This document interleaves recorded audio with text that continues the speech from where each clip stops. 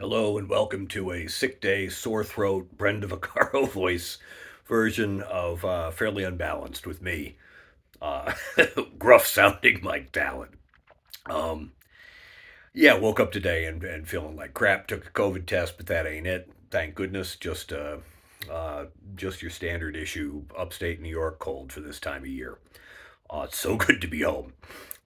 Anyway, I flipped on YouTube this morning to check out what the hell was going on in the world, and I saw a few things that just kind of irritated the hell out of me. The first thing actually made me pretty happy. It was an interview that Jon Stewart was doing with former Treasury Secretary Larry Summers. Larry Summers is used to being interviewed by the patsy like talking heads of CNN and Fox. I mean, the hardest thing he's ever going to get is a bit of a tickle from Jake Tapper. But Stewart, not being beholden to the absolutely bullshit, crazy rules of talking headism, asked him some real questions about inflation. Uh, Summers was giving your standard line of, well, we it's a terrible thing that people have to feel pain, but with inflation the way it is, we've got to tighten up unemployment, and that'll lead to increases in the flexibility of the labor market. Blah blah blah blah blah. Stewart pointed out that that'll probably put about 10 million people out of work if the Fed follows its plans that they have up there now, that they're considering now with further interest rate raises. And Summers, pushed back with the whack talk. And Stewart, he was having none of it. He pointed out that about an estimated 30 to 40% of the inflation in the last couple of years is driven by corporate profits, and the Fed, if they wanted to, or other policymakers, if they wanted to, could attack that as the problem. But instead, they're going after workers, driving up unemployment, which will drive down labor's negotiating power, which will lead to lower wages and fewer people having jobs.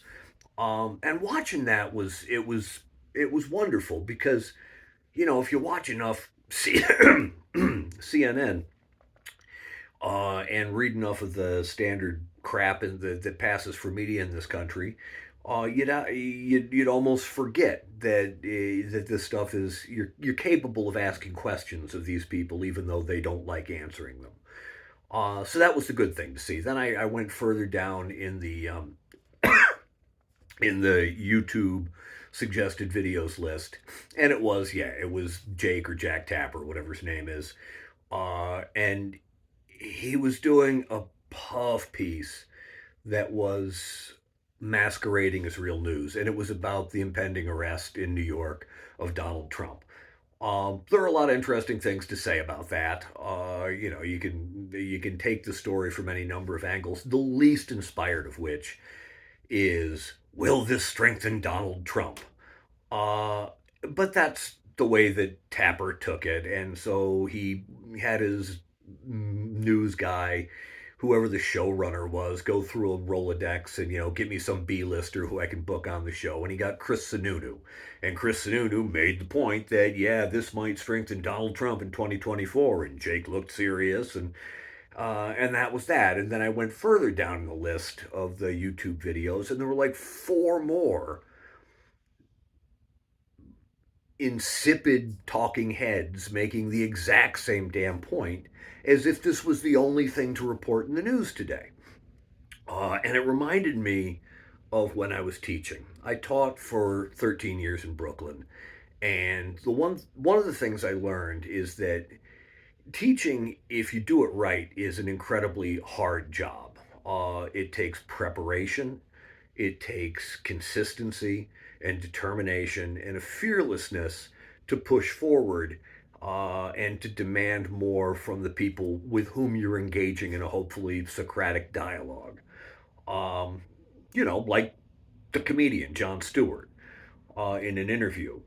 Uh, but if you're teaching, it's the easiest damn job in the world if you just hit the mimeograph machine and do whatever bullshit fill in the blank stuff is standard issue for your school.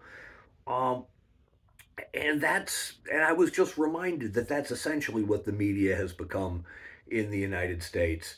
It is it's so important to do this job right.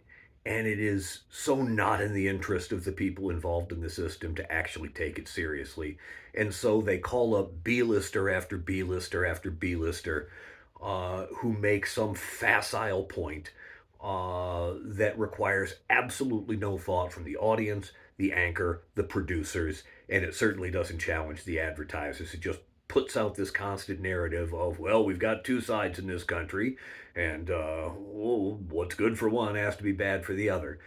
The former president of the United States is about to be arrested this week. How about hiring some reporters to go dig into the ADAs who are working on that case and see if they can get some leads rather than calling friggin' Chris Sununu, who I think is important because his dad was vaguely important. I don't even know. But he's clearly got a marketing team that's trying to make him important again, so they get him on these shows to say facile things. It's just so goddamn frustrating.